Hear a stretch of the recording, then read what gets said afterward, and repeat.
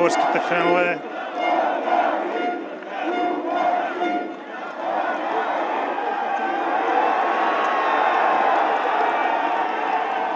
Метра пред точковото поле.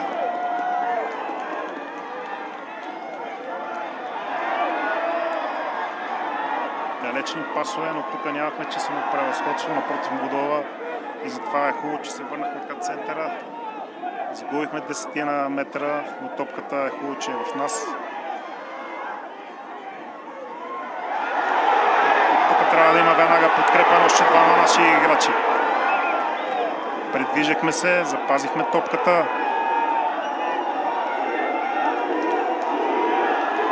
Чудесно, тук ще играем, ще отбележим. Ще отбележим! И това е победа за нашия отбор. Горца ми съм радостен, че мога да коментирам такава историческа победа в последната секунда за България. Времето изтекло, така че съдията ще даде край и ние ще спечелим този заслужен матч. Всички са на крака. Абсолютно. Оставам без дъх. Браво.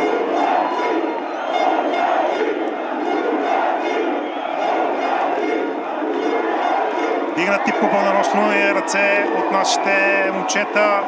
Заслужено. Пребориха се за тази победа, която още в началните минути я кояха. Ще имаме право на допълнителен удар за 2 точки и в очакване на главния съдия да даде край на този матч. Нашия капитан Петър Николов ще изпълни.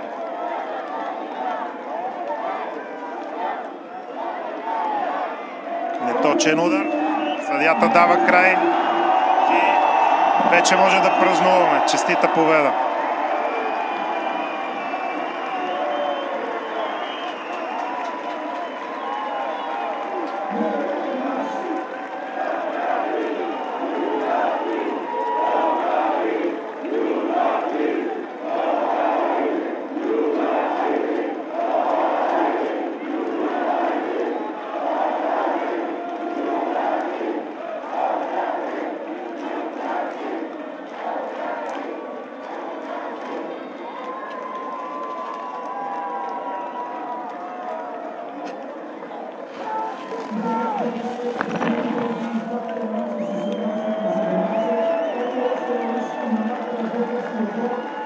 И за статистиката крайният резултат 18 на 17.